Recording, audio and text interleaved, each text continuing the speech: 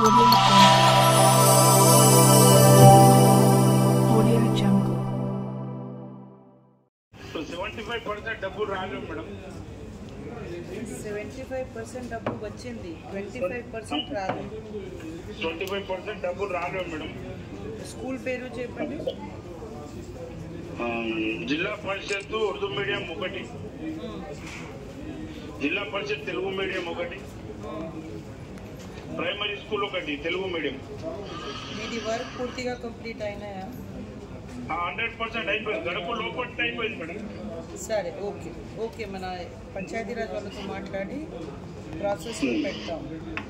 దాదాపు అందరికీ వచ్చింది. ఓకే మేడం, ఒక నిమిషం. కుంటాల మండలం మా ఓలా విలేజ్ ఫస్ట్ అయింది మేడం. కాకపోతే జేఈ మొత్తం అతల కుతలం చేసి ఎంపీ రికార్డ్. ఓకే, మనం ఈ పిటిషన్ రాసాము. మీ బిల్ ఎంపీ అవన్నీ చూసుకొని ప్రాసెస్కి పెడదాము. అందరికీ అమ్మ ఆదర్శ పాఠశాల వచ్చింది, సో మనం ఇది ప్రాసెస్ చేస్తాము. ప్రజల సమస్యలను త్వరితగతిన పరిష్కరించాలని జిల్లా కలెక్టర్ అభిలాష అభినవ్ అధికారులను ఆదేశించారు. సోమవారం కలెక్టరేట్ సమావేశ మందిరంలో నిర్వహించిన ప్రజావాణిలో జిల్లాలోని వివిధ ప్రాంతాల నుండి వచ్చిన ప్రజల నుండి కలెక్టర్ దరఖాస్తులను స్వీకరించారు.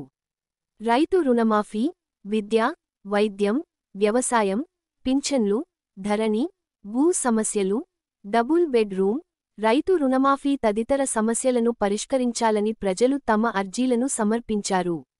ఈ సందర్భంగా కలెక్టర్ మాట్లాడుతూ, ప్రజావాణి దరఖాస్తులను నిర్ణీత గడువులోగా పరిష్కరించాలని అధికారులను ఆదేశించారు.